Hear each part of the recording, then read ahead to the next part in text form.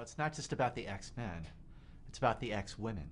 Yeah. Strong female characters who kick ass just as much as the guys. I don't know, man. They kick a little bit more ass than the guys, I think. But let's talk about how these, Jean Grey and about Psylocke, how they're on the level. They really bring it, and they kick ass, and they look awesome doing it.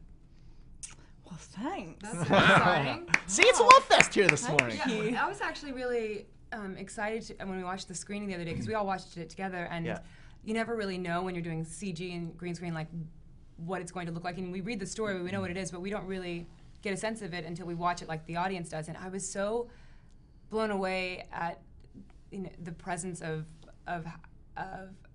the women in the movie, especially with Sophie. Like, I mean, there was so much heart, and there was like, we really see like Jean Grey like learning to become Jean Grey and like learning to harness her powers. And really I felt the takeaway was just the power in women is so strong. Yeah, agreed. I concur. I concur as well. The scene in the house was awesome. Thank you. Everyone, so cool. How cool was that scene? How long did that take you to film?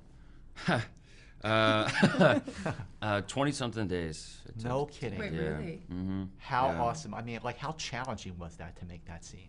It was pretty intense. I mean, it's a lot of technical stuff, a lot of motion capture.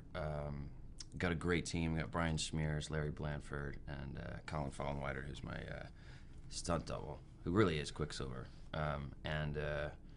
Yeah, it was unbelievable. I mean, it's a lot of green screen, a lot of running on a green treadmill, and then they fill it all in later, and a lot of people frozen, and me running around messing with them. But it's cool. It's very cool. Now, what was the most challenging, physically challenging part of filming this movie for you?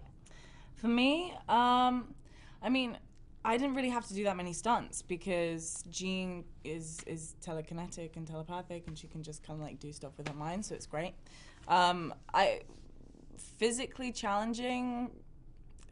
Well, actually, I can't run very well, and on camera, like I'm running, and then everyone just likes to like play it back and laugh at how I run. So I had to be educated in the proper way to superhero run. That was the most challenging part for me. I had that on my. Running is actually very difficult. How do you do that?